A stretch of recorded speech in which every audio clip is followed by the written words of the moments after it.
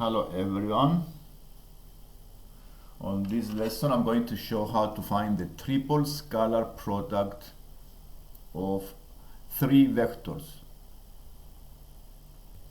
We can use the triple scalar product to find the volume of the tetrahedron or any parallelepiped. And let's see this example. On this example I have three vectors: A, 3i minus j plus 4k. The vector B is I plus j minus k, and the vector C is 2i plus 3j plus 5k. And I want to find the triple scalar product for vectors A, B, and C.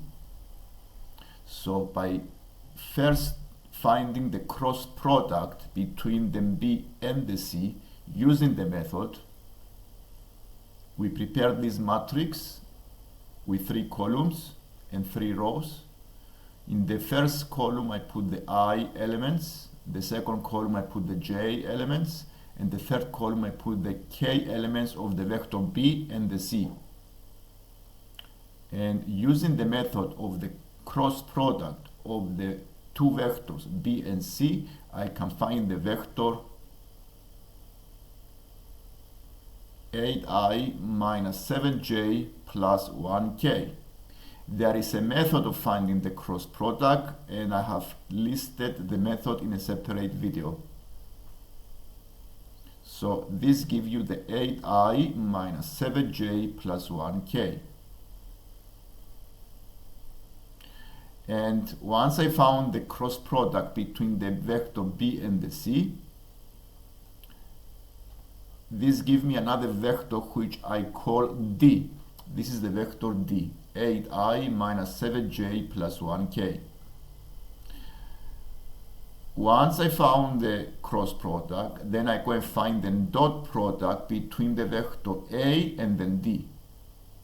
So I multiply the two vectors, the vector A, 3i minus j plus 4k, and the vector D, 8i minus 7j plus 1k. To find the dot product, we multiply pairs of corresponding coefficients and then add them together. And this gives you a value 35. This corresponds to a volume of a shape, a 3D shape that arises from these three vectors. The second example I have is finding the triple scalar product of the B, C times the A. First, we found the cross product between the vectors C and A using the method. We prepared this matrix with 3 columns.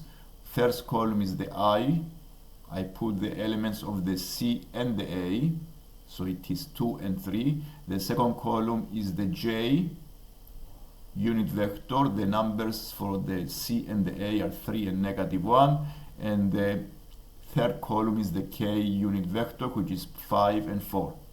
Then once I found the cross product between the vector A and C, then give me another vector which I called D.